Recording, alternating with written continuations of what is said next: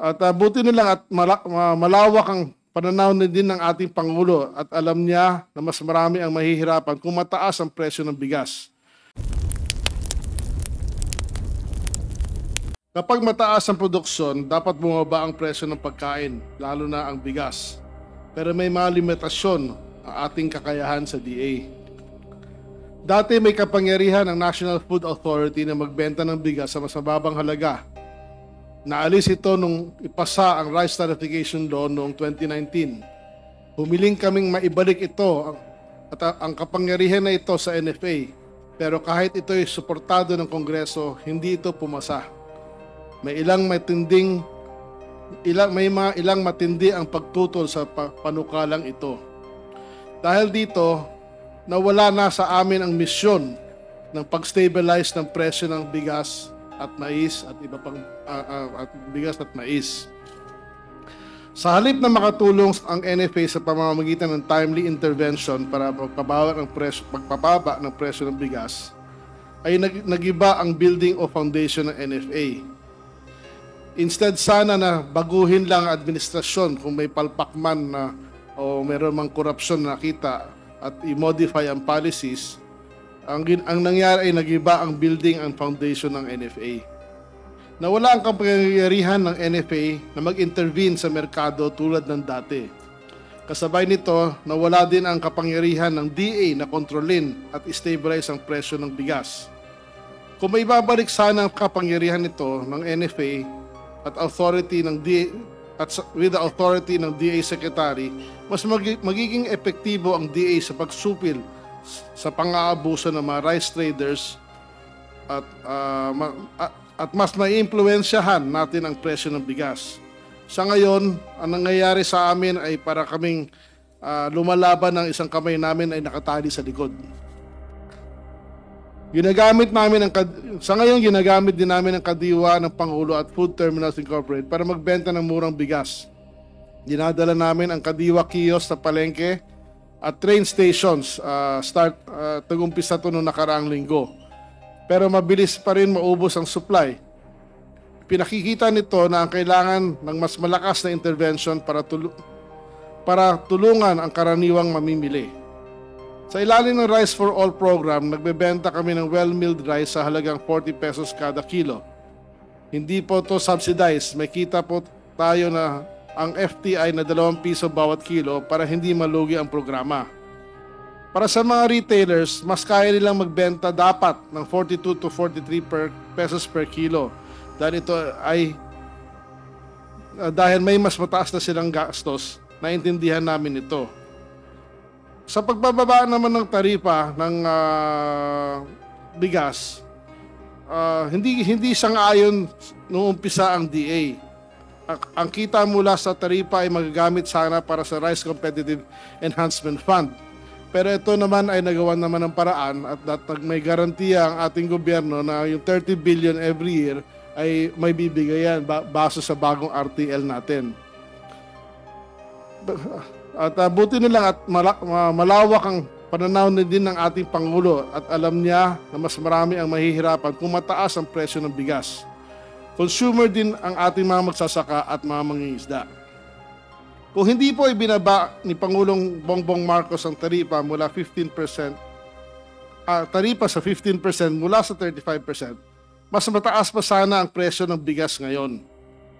Kahit bumaba ang global price sandali, bumagsak naman ang halaga ng peso laban sa dolyar.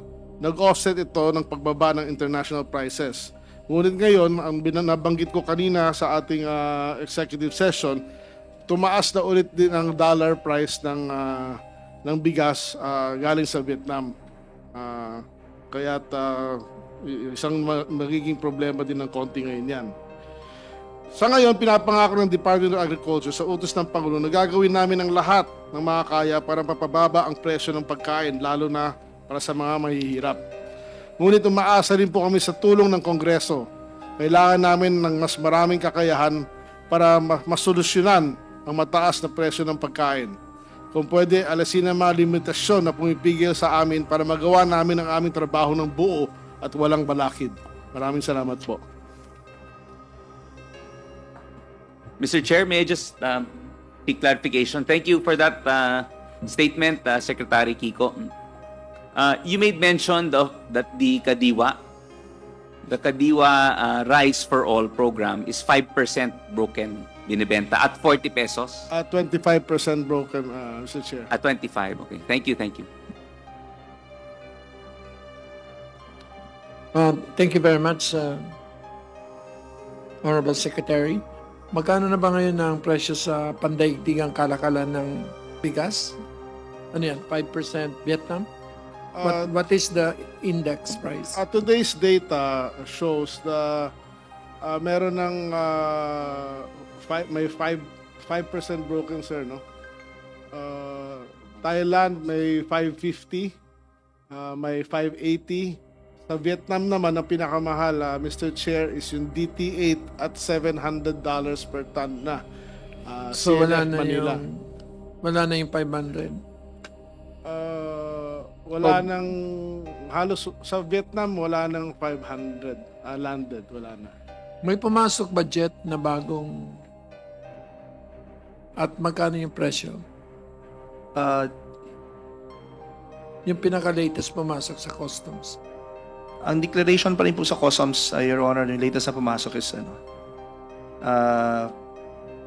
for December it's 0.49 po. May mga 0.5 pa rin po na So 500. 500, yes. Anyway, forward-looking naman yung kay Secretary.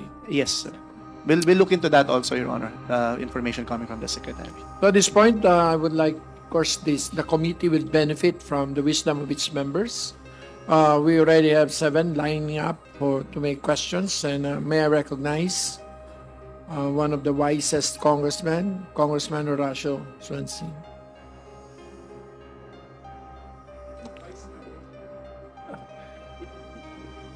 Thank you, Mr. Chair. I would like to direct my question to the Honorable Secretary Laurel. Ang plano ng committee na ito, super committee na ito, ay ibaba ang presyo ng mga pangunahing bilihin na mga commodities. Isa ito ay ang bigas. According to your estimate, Mr. Secretary, magkano dapat ibenta ang locally produced rice at saka yung imported rice sa palengke? Ang problema na just to answer, Mr. Chair, ang locally purchased price natin sa ngayon, ang average price is ng palay for 2024 is 27.45 pesos. So sa 27.45 pesos na average price ng palay, ang presyo ho niyan at 25% broken ay dapat sa retail should be maximum 48.57 pesos per kilo. Yung sa imported rice, Mr. Yung sa Secretary. imported naman, Mr. Chair, at the price of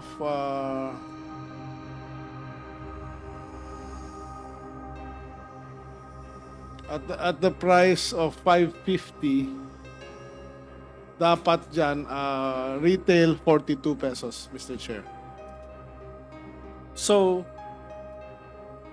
base sa data na binigay mo, Mr. Secretary, makikita dito sa committee na ito na masyadong malaki ang profit margin ng mga retailers.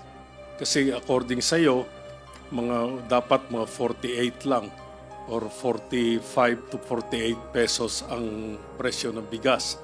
Binebenta nila ngayon sa palengke, according sa survey namin, mga 55 to 60 pesos. So, ang tanong, Mr. Secretary, meron bang authority ang DA na i-monitor at i-apprehend ang mga nag-overprice ng bigas? Mr. Chair, sa ngayon nagmo-monitor kami at we agree with the figures na sinasabi ninyo na ang tingin ko dapat ang presyo ng bigas ngayon is from 42 to 49 max na yun, 48.50. I agree with Mr. Chair na bakit may 50 pa hanggang 60. Hindi na tama yun eh. Unfortunately, wala kaming powers to catch anybody sa merkado dahil wala kaming enforcement for that, Mr. Chair.